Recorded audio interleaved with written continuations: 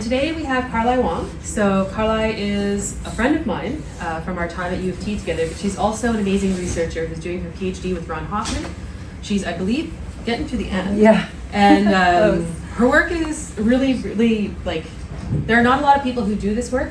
It's kind of is a good bridge between fundamental research, but also applying that research in the field, which is really exciting. So I'm not going to do any more introduction, Karlye, but please, we're looking really forward to your talk. Okay, great. Thanks. Nice to meet everyone. Great. So yeah, as Steph mentioned, my name is Karlye from U of T. So I'm hopefully rounding out the next few months and finishing. So this is a talk that's actually kind of sums up, I guess, the broader picture of my research so far, but also some of the stuff that I was doing. So I met Steph initially in my master's at U of T, which would have been like 20 when you were finishing your PhD. And after that, I went to work for WaterAid, which was a UK charity, and I'm not sure if you've heard about it, but they're one of the water NGOs that focuses on SDG 6. So it was really exciting for me. This is one of my dream jobs. I get to go out in the field. I get to work on actual WASH projects. So a lot of my work was taking me to sub-Saharan Africa. So I worked in Ghana, Tanzania, Ethiopia, stuff like that for a number of years, which was a really great experience. I lived in Tanzania for about 3 years, working with the office there. And most of my work was a lot around like technical advisory, a lot of monitoring and evaluation.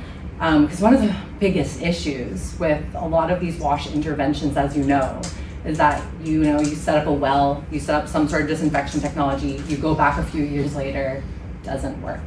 So part of that was my research in Tanzania was really interesting. So we worked on maternal, newborn, and child health, which is interesting because there is quite a strong intersection with WASH, right? So WASH and availability of clean water, sanitation, hygiene, these are all things that are predeterminants for maternal, newborn, child health, especially in the first few years.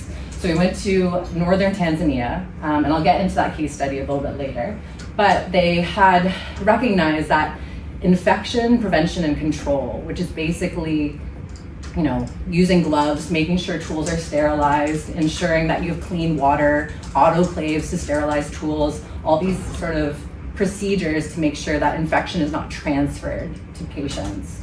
And what was like a really scary thing, I remember walking into the hospital and they would have a list of the most common things, common ailments that people would be suffering from and causes of mortality. And one of them was really like urinary tract infection. Highly preventable, highly treatable. But the issue was because there was no clean water, they would just reuse antibiotics over and over again. And so this is what leads to one of the big issues of our day, which is AMR, which is like antimicrobial resistance. So I'm touching on all these big subjects. None of them I'm really gonna get into, but it's kind of the overarching themes that I'm will be touching on in parts of my presentation. And so one of the things that was installed there, we looked at addressing disinfection. And chlorine simply wasn't working. Not that it doesn't work, but the location of the hospital was very far, maybe like a day and a half drive to get out there. Storage of chlorine was not great, and then the dosage of chlorine in the system was also tricky.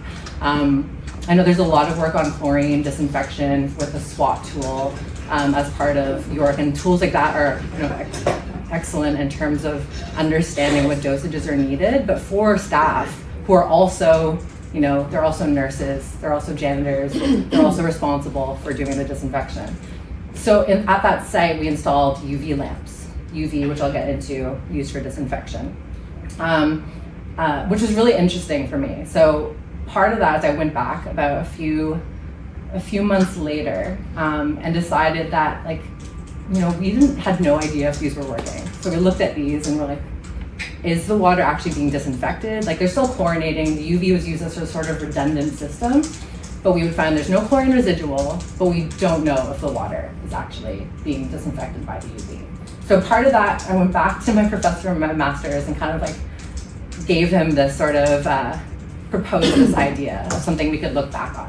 So that's what got me into this sort of work, is to look at So if we do implement UV as disinfection in these really challenging scenarios and in different kinds of contexts, do they work, and under what circumstances are they working, and what are the challenges? So that's my intro. I will be getting into a few case studies today. So I think, is it overall we have like an hour?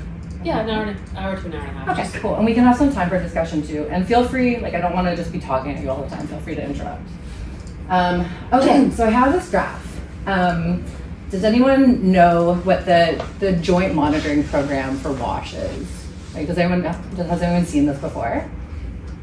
Okay, so the joint monitoring program is basically like a UNICEF, World Health Organization collab where they go around the world and they conduct this massive monitoring task across different countries to determine, who has access to safe drinking water and like the different levels. So you have these 5 levels. It's probably pretty small near the back, but dark blue, safely managed, going down different steps to orange, which is people who are just drinking surface water. And this is sort of, I just wanted to highlight the progress that's been made from 2000 to 2024. As you know, the Sustainable Development Goals are kind of wrapping up. We'll be probably going to the next phase in 2030. So this is actually a really promising look at like how far we've kind of come in addressing SDG 6. There's been a lot of advancements and a lot of improvements. So can anyone, I don't know, any like observations people see on this? Like when you're looking at 2020, 24, but then the difference between rural and urban? Just yell out. Anything obvious between rural and urban? There's a lot more progress in urban. Yeah, a lot more progress in urban. What else? A lot more growth in urban. Oh, huge growth. That's a big thing I wanted to note. So the big thing is, as you see, like rural populations have kind of stayed the same. And as you know, I'm sure many of you come from different places. My family's from Malaysia. A lot of people are leaving countrysides and going to cities for economic opportunities, right? So you're getting this massive influx from like rural to urban. So while we have addressed a lot of people with safely managed water in urban areas, you'll see if you look at numbers wise, we're also lagging in those areas. And in rural areas, there's still like a significant percentage that remain without safely managed drinking water. So the real thing I wanted just to note here is that there is overall 2.2 billion that still lack access to safely managed drinking water. And since I was gonna skip the slide, but how do we define safely managed? So this is what's called the JMP service ladder. And this is how they define what your access to water looks like. So when it comes to safely managed, basically it means drinking water from an improved source. So that can mean pipes, boreholes. It could be like bottles of water or packages of water in those plastic bags. That's available free from fecal and priority chemical contamination. So when you go to basic, you actually are at 30 minutes. So you're within 30 minutes of water, which is quite significant still, meaning that there's quite a number of people who are lacking this convenience and access to water. So when we were talking about urban to rural, one of the interesting things, right, that we saw there is that cities are growing. And so the demand in growing cities is expected to increase for water by 80% by 2050. To put this into perspective, this stat always sticks with me, but by the end of this century, can you guess what like the 3 biggest cities in the world will be? Just, I don't know, guess. Like, where are the biggest cities now? We're in probably like China, Tokyo, Mexico City, maybe. So the 3 biggest cities in the world leading to the end of the century will be Dar es Salaam, Kinshasa, and Lagos. So if you picture what that looks like is people crowding to cities, then you have unplanned infrastructure. It's hard to connect people to the grid. Lots of people living in informal settlements as well. These cities have to accommodate all those people. So there's a real challenge now as we move to the future. So as I mentioned, limited resources, infrastructure gaps, many places reliance on regulated sources. So rainwater, but also intermittent water as well. So sometimes a lot of rainwater, sometimes no water, sometimes you're getting piped water, sometimes trucked water. So a lot of different sources you're dealing with different types of water quality. Here's a really interesting site. So part of my research has moved to Mexico City as well, and you can see like the road that sort of like looks like it's off there, and that's because a lot of aquifer withdrawals in Mexico City. The whole city has been sinking by meters because of the amount of water that's been pulled from the ground. Irregular system design and materials. A lot of like additions. You'll have like multiple families living in a home, additions being added on. And then also, of course, socioeconomic and behavioral factors. So these are just a couple slides here. So from Mexico City. So a lot of the times you can see they have kiosks where they sell clean water to drink. And these can be, in a few surveys we've done, we've seen up to like 30% of monthly salary going towards water, which is really significant. Okay, so maybe I'll see like, what is the makeup of this room? So what is everyone's sort of background in water? You want to start? Like who's in engineering? Are you mostly engineering? Yeah. What? Everyone? Okay, got it. We'll have at least one chemist in there. One chem. Okay, great. Awesome. So a good background. So you guys know a lot of this stuff, right? Okay, so I'm gonna get into my case study here. So basically, when we're looking, I wanted to take a look into disinfection. So we did a study of around 464 households last summer in Guadalajara, which is in the state of Jalisco. And we did this study with a local organization called Isla Urbana to look at where to install like rainwater harvesting systems, and then also, to evaluate rainwater harvesting systems and how these were managed and how households disinfected their water. So this was a post-intervention study, meaning that the organization already went in, had installed these systems, had sensitized these households on best ways to chlorinate, and also how to maintain their systems. And following up in 464 households, we only saw 96 households that indicated regular use of chlorine. Now for rainwater, not everyone was drinking the rainwater, but a significant portion were, and a lot of them using it for hygiene purposes. So a lot of them were without disinfection. And then this sort of sums up that when we did do a test of chlorine residual at the point of use, that we saw that there were, I would say the majority of them had adequate residual who were using chlorine, but 14% of households overall we saw with chlorine residual. And this was largely, we think, because they did know we were coming at the time. So when we're doing these studies, I guess there is a bit of a bias that kind of happens when they know that monitoring is happening. But we saw that there were still a significant number of households that were without, even though they still practiced chlorine residual, practiced chlorination. So in many of these places, and so in that hospital, the hospitals we were telling you about, or I was telling you about earlier, chlorination can be really challenging to achieve.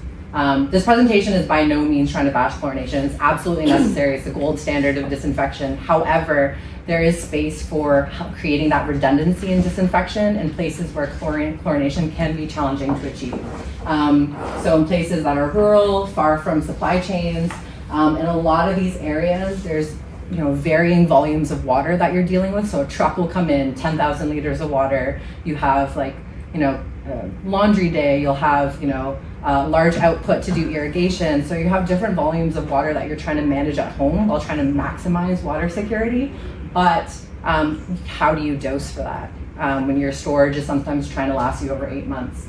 And then in a lot of places as well, in that study, when we were doing in Mexico, a lot of the responses to why they didn't want to chlorinate is simply because they didn't like the taste or odor. They're concerned with their own health and the implications of adding chemicals to the water.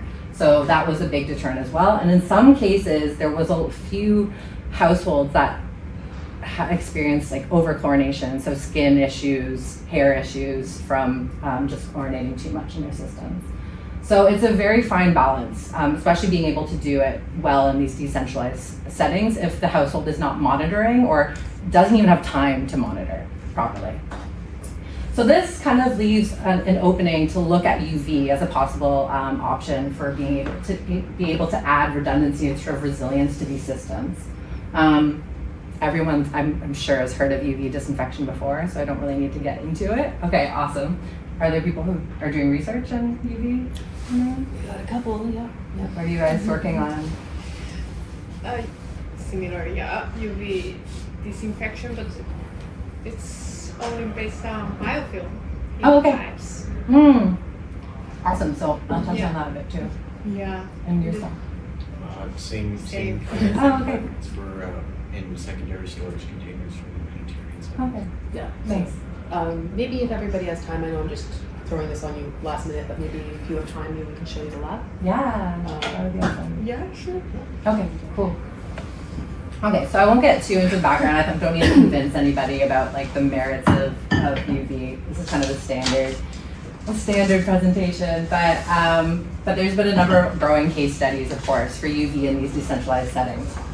On the bottom, there's one in Chiapas that we visited, and then there's one in the Philippines below. And obviously, these are much lower maintenance and do not require regular chemical supply. So I won't get into this since we already know. I don't need to, I'm sure. But my study will be looking at two types of UV, right? So there are the mercury vapor lamps, and then there's UV LEDs.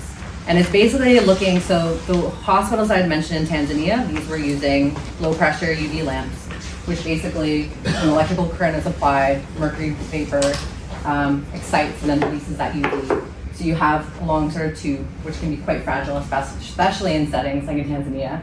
Whereas UV LED is it's a lower power sort of device that through like when electrical current is applied to the semiconductor junction, it releases UV through a photon, so through solid state electroluminescence. And both of these have different sort of characteristics for wavelengths. And so my research is looking at comparing the two, but also operationally, how do they function in these challenging settings? And then just a cool picture of the LPUV systems that are currently in the Catskill and Delaware UV disinfection water treatment plant. So this is for New York City, I believe, which is pretty cool, like 8.3 million meters cubed per day, and I think there's like 57 units. So there's plenty of evidence that UV has been working in settings like these. However, for long-term UV case studies, there are limited ones in these settings in the field. Okay, so again, so what we're gonna do, these are two completely different environments. We're using two different types of UV, but I just wanted to highlight one, the low pressure lamps in Tanzania, and then two, the UV LEDs in Mexico. And I'll get into these in more detail here. Okay, so as I mentioned, this is kind of what got me into my research. And we had about 7 of these standard low pressure UV lamps, 25 watt lamps that were installed in rainwater harvesting systems across 6 healthcare facilities in Geita, Tanzania. So this is on the northern side, about like a day and a half to get to, pretty far from Dar es Salaam, the capital, and a little bit more inland. And these were located maybe like half a day from each other, these sites here. And despite the fact that these were fairly rural, a lot of the surrounding areas depended on these hospitals. So you're talking about 150,000 people in total. So the systems here were made for improving also water security in those areas. It's very dry, very arid. So the water would collect on the rooftop of the hospitals. The hospital, like the operation theater, the clinics, there's a large footprint of surface area to collect rainwater. It would go through a first flush chamber and then into these concrete storage tanks that are about 100 cubic meters, and then pulled up into a raised tank that would flow through gravity through the UV system that you see on the right there. So these operated for around a year. After the first 3 months, the systems as a whole had high staff and patient satisfaction. And they had done a few tests early on, which were showing like zero presence of E. coli and total coliforms, which was what was easy to be assessed at the time. However, so I went back after this project was done. The funds were from Government of Canada. The funds wrapped up. There was no more funding left to do anything after the project. So I went on my own to go back to visit these sites around 12 to 18 months after. And we saw that 4 of 7 of these lamps were actually functioning when we went to visit. So there were signs of infrequent maintenance. You can see on the right there, it's a bit dark, but that was kind of the quartz sleeve. So when you pull it out, there was precipitated like inorganic material. We don't know, it was fully fouled. And so there's also signs of overheating in the system. So like melting of some of the housing, and it was actually quite hard to remove. So even just like installation of the systems would make it really hard for someone working at the hospital to go in and clean those sleeves. That wasn't really possible. So poor user-centered design, and also poor user feedback. Like no one knew if these systems were working unless you actually went in, dismantled them, took them apart. And of course, as you can see on the left there, they're quite fragile and to remove and also to dispose of. So we saw here, and you can see like these were a number of the lamps we pulled out from the system. And mind you, these lamps, so 4 of 7 lamps weren't functioning due to the electrical components. So there's electrical ballast that wasn't working. Some of the wiring wasn't working. There was a bird that nested on the electrical ballast because it was nice and warm. It was like a little incubator. So there's like eggs there. So there was also like a number of things that are, real world issues that weren't considered in terms of housing and protection of the system.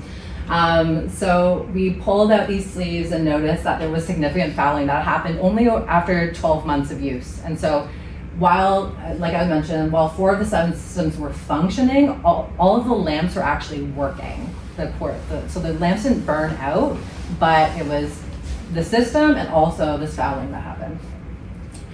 So after 12 to 18 months of operations, we took the lamps, we took the sleeves, harvested them, brought them back to University of Toronto, and did a bit of biodosimetry.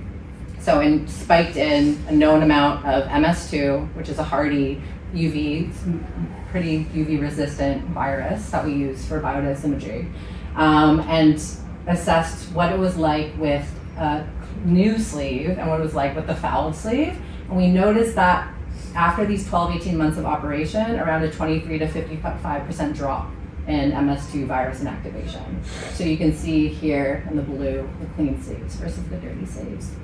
So, I mean, what that means here is you're obviously seeing a significant loss of performance in the system and possibly a vulnerability in a real world hospital setting, which could be quite critical. So that was the big thing. We saw that despite the fact there was millions of dollars spent on this project by the Government of Canada, through WaterAid, that short-term deployment of these systems of less than a year with no follow-up, no provisions for maintenance, meant that, after one year, there could be insufficient disinfection.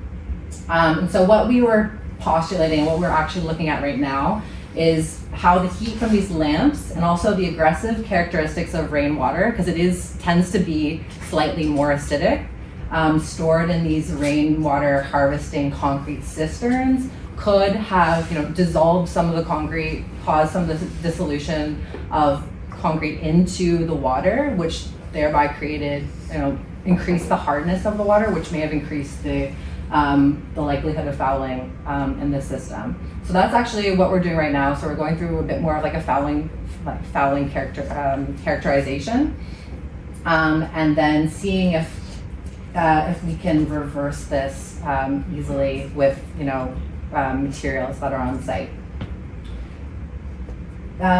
So after observing this, this is what kind of led us into the next phase of the case study, which was like UV LEDs could be something that could offer a long-lasting alternative, given that these can be on-off and they can also be have less heat than a low-pressure UV lamp.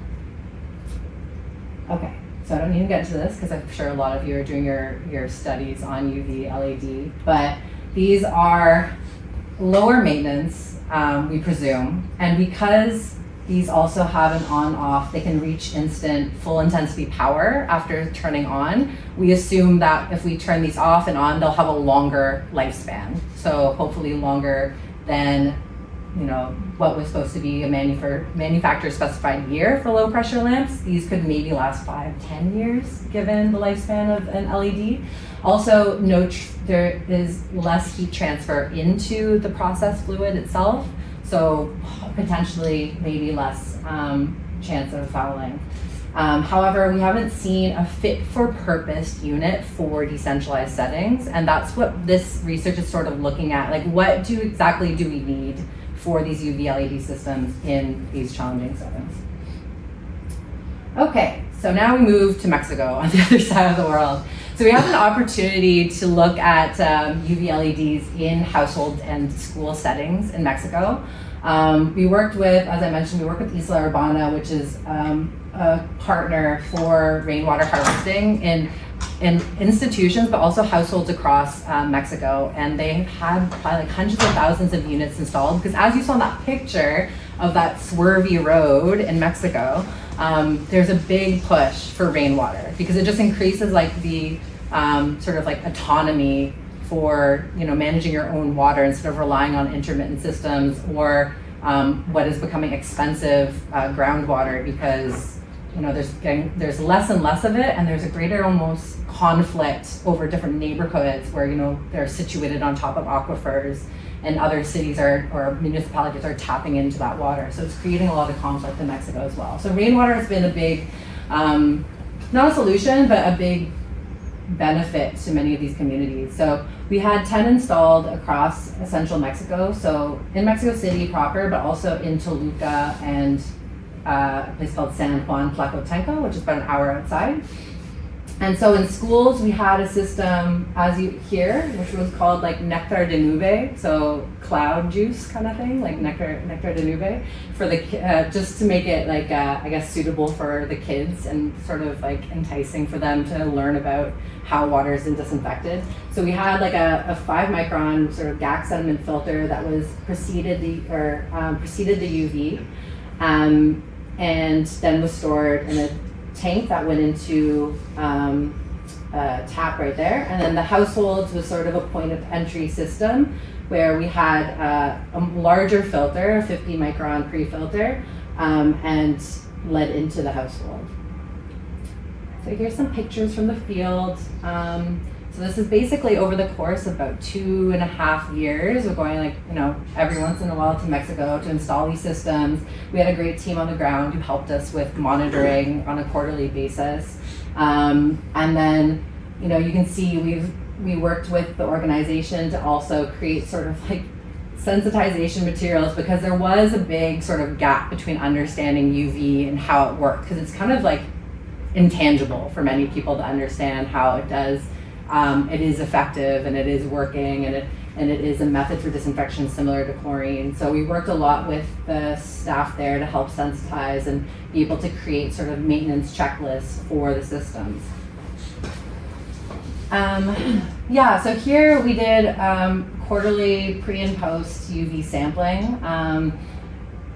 In terms, we sampled and did a variety of different tests, but like in terms of microbiological tests, we did do E. coli and total coliform just for simplicity, since we were quite far out from any sort of labs in some of those areas, and saw a variability in dry and then wet seasons. So typically in dry seasons, they would either truck water in, or they would rely on trucked water, which actually had higher levels of coliforms that we saw, just because a lot of these sources were unknown or like not well managed.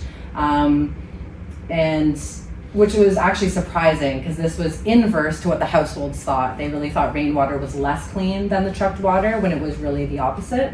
And then during the rainwater seasons, we saw that despite there was a little bit of influx of water quality issues at the beginning of the season, but then as they increased their amount of rainwater in their system, they experienced better water quality. During the time we tested, we saw no significant presence of E. coli across all samples. There were 1 or 2 instances. However, the monitoring challenge was that and you can kind of see that here, is that we didn't really have enough like indigenous concentrations of coliforms available. So while it's a good determinant of whether your water is safe for the household, I mean, there's always a risk with E. coli because we don't test for other pathogens. We don't know if there's other strains that aren't coming through. And then we also don't see if the UV is working because coliforms do have, they're really sensitive to UV, and therefore we can't tell if the UV actually is working in some of these cases, or if it's just like contamination of the samples, which there were different people taking at certain times.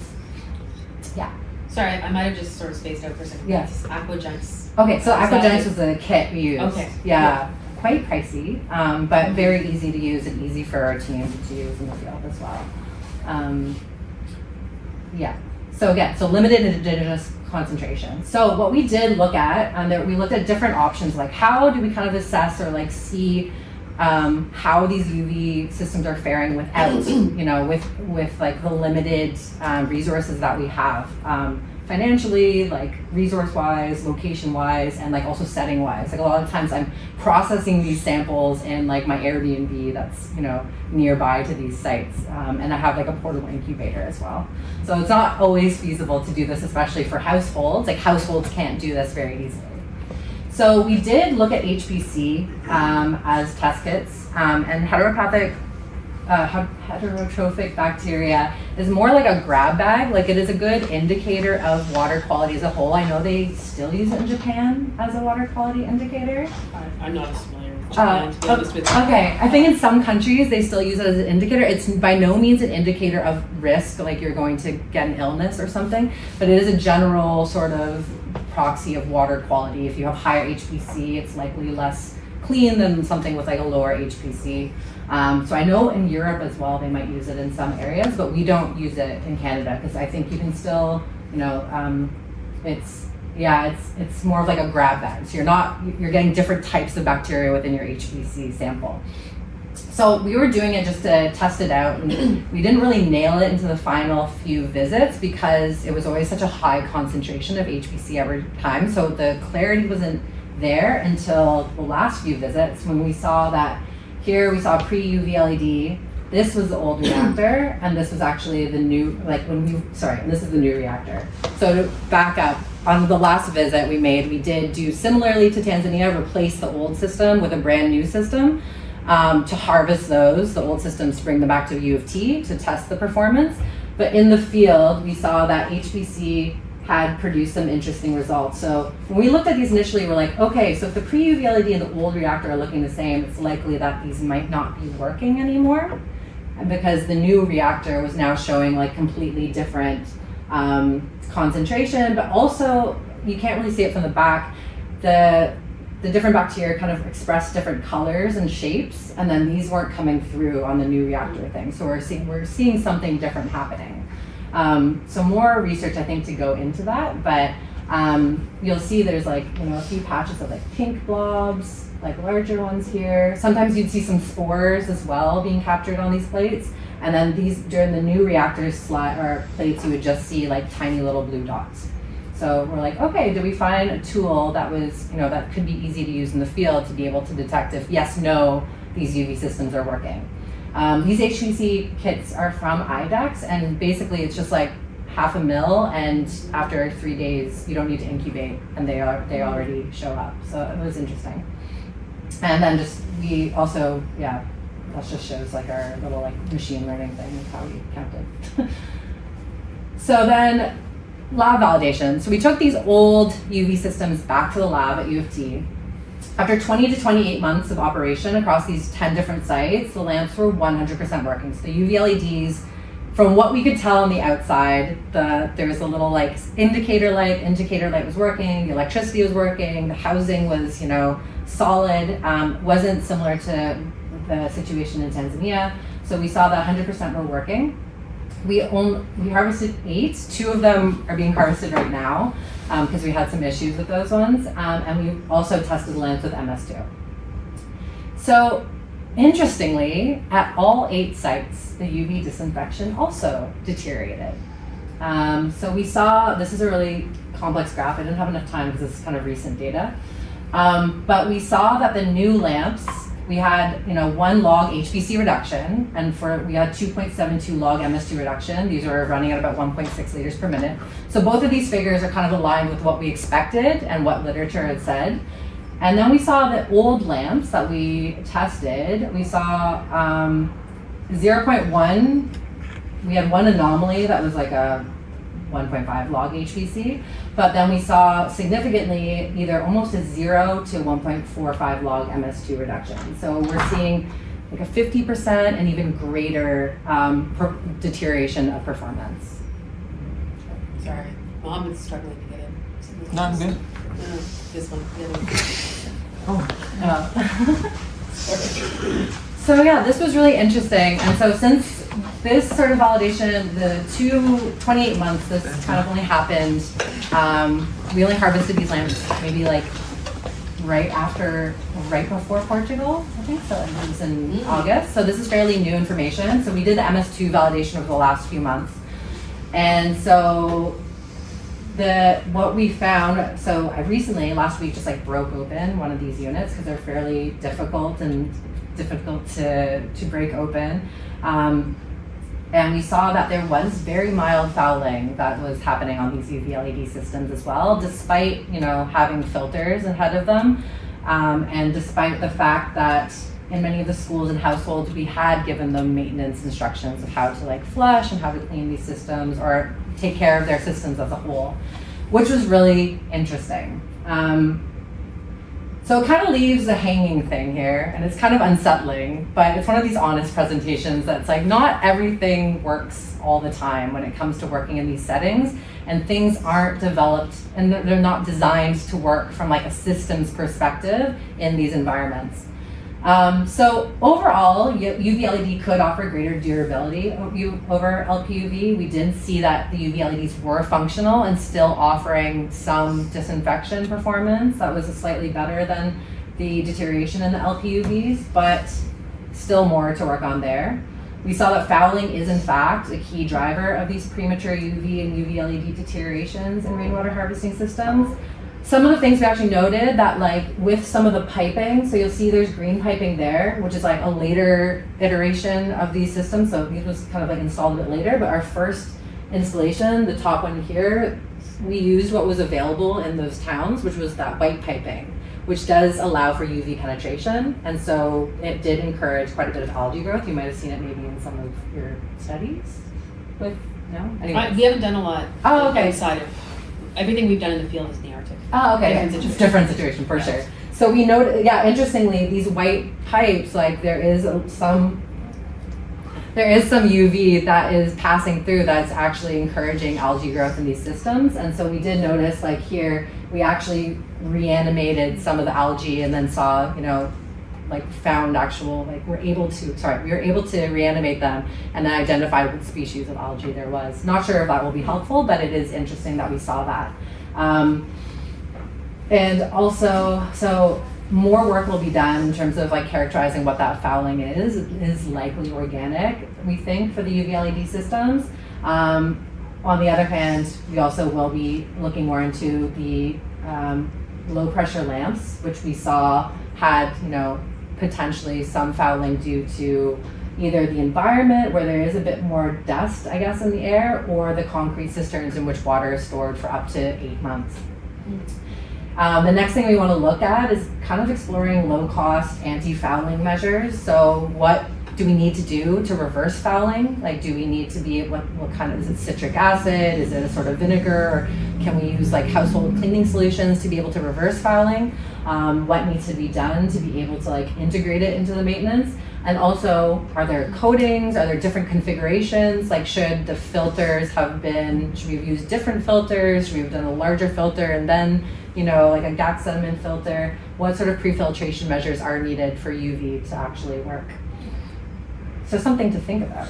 Maybe you have some ideas. Otherwise, as a positive note, the households and the schools we work with, there's a huge willingness to adopt UV. One of the really interesting things, because we're working with UV manufacturers, is I often ask them, I'm like, why do you want to work with us? Because it's like, for you, you're working in like bottling factories or like refrigerator filter companies. So why do you want to work with us in doing this type of work? And really for a lot of them, like this is so capitalist, but for a lot of them it's like their entry into middle income and low income places is important. One, because it looks like corporate social responsibility. At the same time, there's a lot of people who are being uplifted into like middle income, into like higher levels of income, and want better water for themselves because they can't trust either what their municipalities are giving them or the rainwater and the rainwater that they're using, or and don't want to be spending money on the bottled water. So like having an option is super important as well, having control over the water they're drinking. So there is, like if you recall the graph from the beginning, there's a big portion of people who do need technologies like this. It's just how do we embed that into more systems focused designs that aren't just looking at the specific UV, but also the surrounding environments.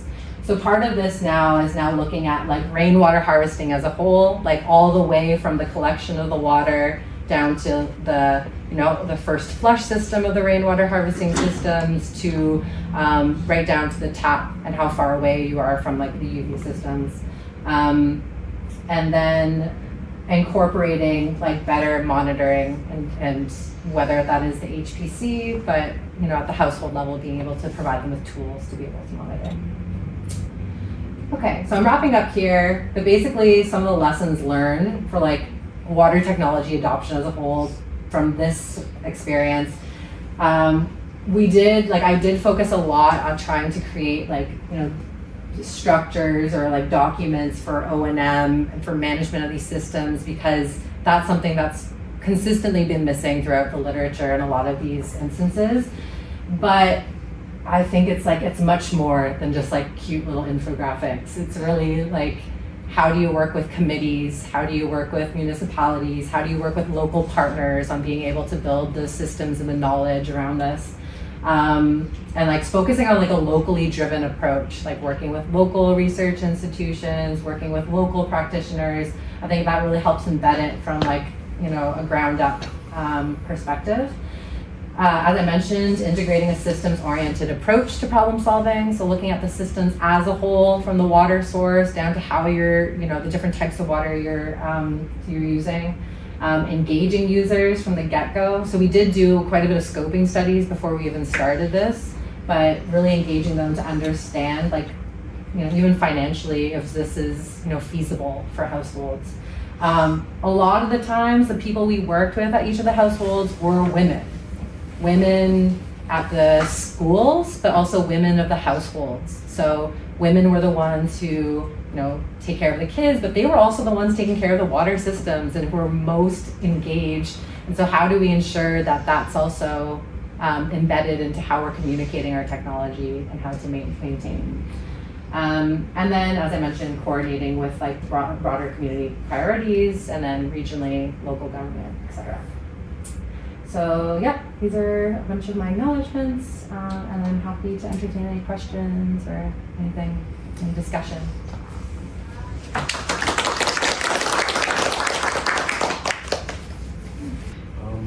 So I just had some questions, but I just wanted to say thank you for the presentation. It was really, really good. I think I saw in one of the earlier slides that there was a solar powered. Yeah. So in some, I guess, more remote settings, does the power requirement for a UV system, is that problematic? Is that really problematic? Yeah. So great question. I did not mention this, but power, decentralized settings, like all things, our infrastructure is really challenging. So in this area, they fully relied on solar power. So those were installed as part of the project. For the UV LED systems, we were aware that in many of these places it's intermittent power. So often you get like blackouts that happen. And so we could not install solar, but we also installed as part of our system like an uninterruptible power supply. So we had a backup power unit that was able to last about 16 hours. I mean, if the blackout, we didn't see blackouts last longer than a day, or sorry, like 8 hours or so. So we did have that provision, and that's something for sure to keep into consideration. Because the moment you don't have power, you probably would want like an automatic valve to shut off the system or something. Yeah, great question. And I just have another question about the fouling Mhm. that you were mentioning. Can you just kind of maybe go over it again? Because I was just kind of thinking about how it works. So the fouling it's not happening on the part that's like where the UV is coming from, right? Like it's on the outside. Like it's not in contact at all with the UV light. So it's the UV light. So if you see there, that's the actual tube, like the UV lamp itself. So that it's quite hard to see. So that actually goes inside because you can't really have water touching that because there's plugs that go into your power cord there. It's inside the quartz sleeve. The quartz sleeve protects it from the water, and so when it goes into, I don't know if there's a better view here. Oh yeah, sorry. Yeah, so this picture on the left, so the water will enter through one side. It kind of goes around the quartz sleeve, and so the quartz sleeve is usually clear. And that basically then it's able to be in contact with the water through that tube as it passes around, like the radial, like the circumference of the tube almost, and then exits the other end. And okay, right. No, because I was just thinking kind of with the fouling, just in some of the literature that I've read, underwater anti-fouling, under continuous UV light irradiation. They're able to prevent kind of that fouling completely. Under continuous UV? Yeah, continuous. Like ship holes, and I guess like stuff related to, I guess like ship holes and stuff. But so I was just kind of thinking like if the part that's undergoing fouling, if that was exposed to the UV light, or if there's some type of other UV light, I guess to prevent the fouling somehow. Yeah. Like continuous UV light to prevent the fouling. I don't know how that would work. Can I jump in and maybe explain a bit further? Yeah. Sorry, Patrick, but so this is Mariana Lopez's work. I don't know if Okay. you're familiar with her stuff. She did the side emitting optical fibers and the Yeah. UV emitting glass. Yes. So I think what Patrick's getting at is more the biological fouling, and I think what Karlye is talking about here is more the kind of the chemical fouling. Okay. Right, but that's a good point in terms of, I know you mentioned that algae was maybe one of the challenges, so maybe there is some, I like the idea also with your work. I'm thinking the material of the actual storage container, understanding how UV might be transmitting through there and how that might be encouraging some of the biofilm growth, and how maybe it's not just UV that gets used for the treatment, but if you had it with a better container that prevented UV passage, then you might even reduce biofilm that way and have an overall better thing. So I think that there's a lot of substance in what you're mentioning, but in this particular case with this stuff, it's more the chemical fouling. Yeah. So it's actually the heat of the UV that's likely encouraging the precipitation onto the quartz sleeve in this case. The LPUV systems are on continuously, whereas the UV LEDs are on off.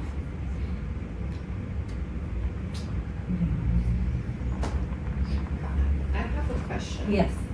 Yeah, I mentioned you. Oh, good presentation. I really like it. Thank you so much. Yeah, I see here you mentioned heat for the low pressure UV, but for the UV LED you said no heat transfer. Very minimal heat that's transferred. But- They have heat problems. They have heat dissipation problems at the Yeah. back of the UV LED. So Which like is- where the current's coming in and then behind it, like that's a problem. If you have a UV LED running for too long, there's like a heat Yeah, there is a sink heat. problem. But on the process fluid side, like where the water is passing, there's not heat transferred to that Oh. surface as easily. Does that make Yeah. I get that. But I'm also thinking about why the UV LED didn't have this kind of fouling. Because is it because you didn't dip the LED into your reactor? It is like it's So I know through literature, so this is part, I think, of my next few stages of, I don't know what slide I'm going to here. Yeah, I think this is like it's the next stage of like my research is really look into that fouling and assess it. However, there has been quite a bit of like literature at showing, and some of it's like Sarah Beck's work as well, assessing the different mechanisms of fouling and differences between like the low pressure UV lamps versus the UV LED. Part of that is like the heat that's emitted that like encourages different types of fouling. The UV LED one as well, there's a period of time in which the UV LED is off, and it's also potential that there could be like just stagnant water sitting there. And both of the systems, I believe, they have this like pulse system, which pulses once every 1 minute. But I think Ron's quite skeptical on it being effective of preventing fouling while the system is stagnant. So that could be something as well. But yeah, definitely, if you have any ideas, be happy to yeah. think about them. That's true. Also, I think there is a big difference because for the low pressure, you didn't use the filtration, the pre-filtration system, but for LED, I think you use GAC. Yeah, so I wouldn't compare them both directly, I don't think, but at the same time, you're totally right. I think just by virtue, like, again, there's like a first flush system that they have with the rainwater, and then in the rainwater harvesting tank, the initial design was assuming some level of sedimentation to happen, that they would pull water from the top of the tank to the raised tank that would flow through the system. So I agree, there definitely could be pre-filtration used, and that could be potentially, one of the key things to improve the system for next time. Yeah, and I have a very weird question for you, because you mentioned many users, they want to use UV as to include their own house, to improve their own water quality. Yeah. But why they just use the filtration? Because filtration they already can do very cheap and easy to maintain it. But why they still want to use UV but rather than filtration? So the households do use like a household like tabletop filtration for their drinking water. So not all of them do, but some of them do. They have had filters in the past. So some of the households we did visit, we saw they had like 5 micron filters with the cartridges. We take them out and they just wouldn't be changed. So it really depends on the household, I guess. But what I'm also saying about UV, it being really if we can find the best configuration, that UV does provide a redundancy if households do fail to change their filters. As a whole, as a system, there's a lot of aspects that have to be addressed in terms of maintenance and stuff. But the user, the behavior, sort of the learning is really challenging in some of these places. So. It's user adoption has to be embedded in the process. Thank you. Yeah. Anyone think you have a question? Thank you very much for that presentation. Yeah. It was quite very illuminating for me.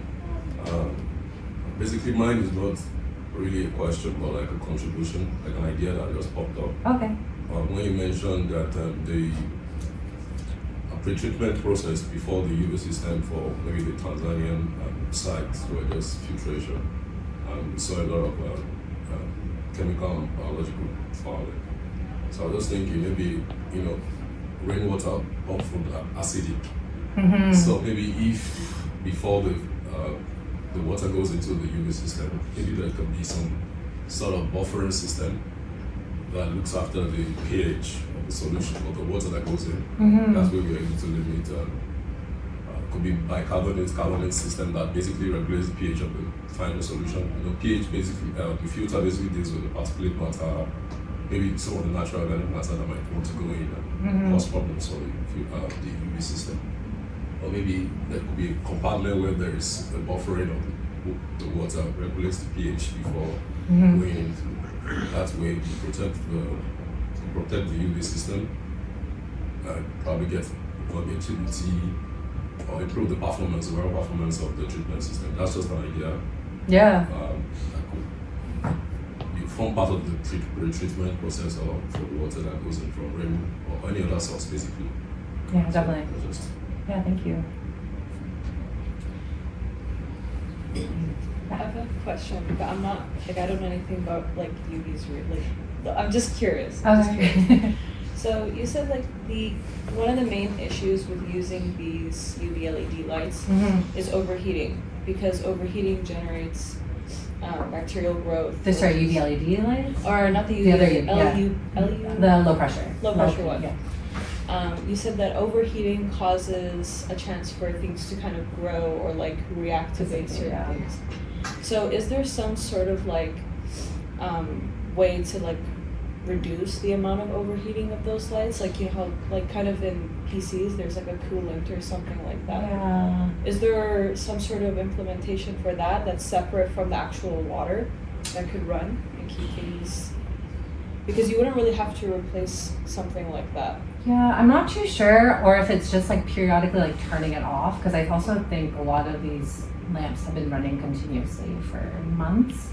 I don't know if there is, like typically tends, like the water, by virtue of like the water flowing through, you kind of have some sort of cooling effect, but I don't, like when we dismantled the systems, it was just, everything was just melted. Like it was like the washers were melted, the plastic casing in some parts were melted. So, yeah, I'm not sure. Is that because there's like not a barrier to like, with the material that the UV light is installed in, and like the actual material of the container holding the water, is there no like kind of barrier kind of keeping them separate so that that kind of melting doesn't happen? I don't know, I just think the heat discharge by the lamp is like quite significant. Like that's, I don't have it here, but the design of that LPUV system is like quite like common as well. I just don't know if they're meant to be used, like also it's like the heat of the environment, it's quite hot outside, so there's not like a lot of temperature control in general, whereas these are being used in, you know, air conditioned facilities typically. So I think that might add to it as well. And there also might be like some inconsistencies in like the power supply. Like we saw that there was obviously damage to the electrical system. So like maybe there was like the solar panels, like it was just not consistent amount of power or like current flowing through the system. Yeah, good point.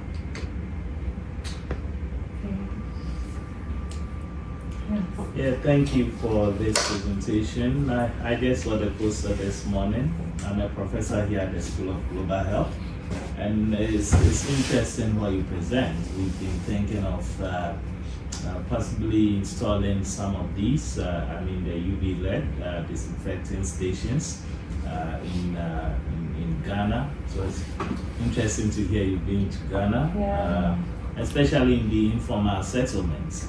And so there's one thing to say about the source, that the water is getting disinfected at that point. And there's another to say about the collection, the containers that are being used and the contamination. I don't know, in your study, did you find any mechanism by which these containers were being disinfected? Or yes, you could come for clean water, but if the containers are a mess, you get home and everything is up, right? So how does that work, especially for stations that are meant for huge communities? And number two, I was wondering if within a particular station, how many liters of water? Good point. So for the pool systems, we did have like a point of use where the students did take their water, and we made this as close as possible to the UV system as a whole, like as close as possible. The household systems were point of entry, so there was some distance between the UV systems and where they took their water. When we measured the coliforms and did the MS2 testing, we just tested before and after the UV, but we also did test at point of use as well to see what the difference was. And there were some cases where, that if taps weren't cleaned properly, we would see like some coliforms or like higher HPC at the point of use. It is a really challenging one because it does reflect behavior more than anything of the user. Especially with rainwater, they're instructed for their system to clean their rooftops, to clean they're called tinacos, like the tanks before, the tanks that pump up from the cistern. So they're instructed to clean those like once every quarter or so, but even still, like that likely doesn't normally happen on that frequency. Your question is how to prevent, I guess, like the bacteria or like contamination. I think, that is a really tricky one. You always want the disinfections to be as close as possible to point of use, but then even if you're collecting water, like in some like displaced settlements, you're taking water from that site, and then contamination can happen anytime along the way to like your home or where you're using it.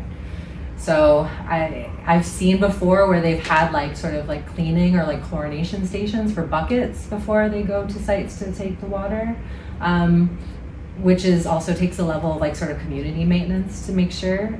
But that does help in terms of ensuring there's like a sanitized vessel to carry water.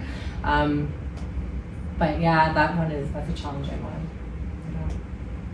Do you have any? Is there a mechanism by which, let's say, the containers could also be disinfected apart from the chlorination process? Other methods to disinfect? The containers that are being brought to the station. Yeah, I've seen like chlorination ones where they're like little the chlorine will spray all over. I'm not sure of other elements. Like in theory, you could use UV like surface too. That's what Patrick's doing for his project. Oh, okay. So, we should share the results. So he's doing like UV to like disinfect surface. Yeah, I think I've been to Marina's lab at some point to check up on it, but maybe we can. Come see my lab. I think we're gonna bring Karlye over after this if you'd like to join. Yeah, You're welcome to. I mean today. Well, in like 15 minutes, but we can also arrange a different time if you like. Oh yeah, at another time, I'll be happy to discuss. Absolutely. The reason why I joined your meeting, just to see what exactly is going on and what is effective and what can be used. Yeah. Right? Yeah, and also I wonder in terms of cost. Mm-hmm. I mean, which one is less expensive? Because you are presenting a substitute to a community, and they are wondering, can we cater for this? And if in terms of maintenance, would that require extra cost at some point? And I like the idea that, we install such things and it's kind of forgotten about. Nobody goes back to check if this is working or not. Exactly. Right? And so, any ideas? I do have an idea. I have one of those like academic ideas of like what we should get money for. So I feel like if you have applications, and Karlye and Ron have applications, and I have applications in the Arctic, and also associated with some systems in Newfoundland, Labrador, we should like apply for money to like go on a tour. Seriously though. Interesting. Yeah, I think we should, because I think that one of the things I was thinking about. Thank you so much for coming. Thank you for coming. Yeah. Something that I was thinking about especially with this slide, this is a perfect slide to think about it with, is like the importance of water governance and how much that influences, like, this shouldn't even be necessary. It's like, it's frustrating to me to see this, And I like in the humanitarian settings that Patrick's looking at, right? Refugee camps. This is like an emergency situation. Like stuff goes bananas, and people need to temporarily be somewhere. But I feel strongly that like it frustrates me to see this and say like a water utility is not able to figure this out. You know, there's no governing something that's running this, but people have to spend their own money to have clean water. And I know we pay water rates here, but like and I know it's a very different context. And we have a similar thing up north where like the government pays for treatment up to the point where it's dispensed, but then a lot of the health issues are related to what happens on site, and the homeowner, which in many cases is a different part of the government, is legally responsible for what's going on, but doesn't, you know? And so so we're looking at like, oh, could we have UV-LED at people's taps? But it's like, we shouldn't have to have UV-LEDs at someone's tab, you know? They should just have clean water, and someone should just be like dealing with this and getting paid to do it. But like, anyway, I think this is amazing work. It just frustrates me that it's necessary. Agreed, very much agreed. Like it's kind of like I fully acknowledge the problematic nature of like going into a context and like seeing and trying to like impose a technology, which isn't like we're trying to do pilots. We're working with the local NGO who they do get contracts from the government to help with better water quality and also rainwater harvesting at different households. But I do see the issue with that, and then looking at like, okay, what facilitates user adoption and how do we integrate these things? But like in the long term, like if we don't do studies like this, we don't have the evidence to show that these might not be functional under these circumstances. And what else do we need? Like what other tools do we need? Because like for the longest time when I was working for that British organization, we just kind of like with a blind eye, and I don't say they do this for everything, but you just assume like, this technology, it's great, it's gonna work. Like we've served 100,000 people in Mozambique, and then you kind of send it out to your donors and then you call it a day, but you don't go back. So I think, it's important to show your failures. Well, we appreciate it. Yeah, there you go. I was also thinking, how are you going to investigate? How are you going to conduct that autopsy to figure out what's fouling the UV-LEDs? Because I was thinking metals, actually. So metals. So we're working with a surface chemistry like OCHEM in Wahlberg, U of T. So it's come in. We're doing some like foul characterization with them, and then once we do that and get an idea of what it is, we'll look at different. Like it's pretty caked on. Like it's really difficult even physically to remove. So then we'll look at options for cleaning, and then we'll get to the UV-LEDs and see what those are. Yeah, something. I was just in Yellowknife, and they have just membrane filtration, which is fine, whatever. But they have all their like little sample ports for all their like turbidity and whatever, and they're all like brown. Oh. And they're not sure what it is, and I'm like, that's iron manganese. But they're like, oh, blah blah blah blah blah blah blah.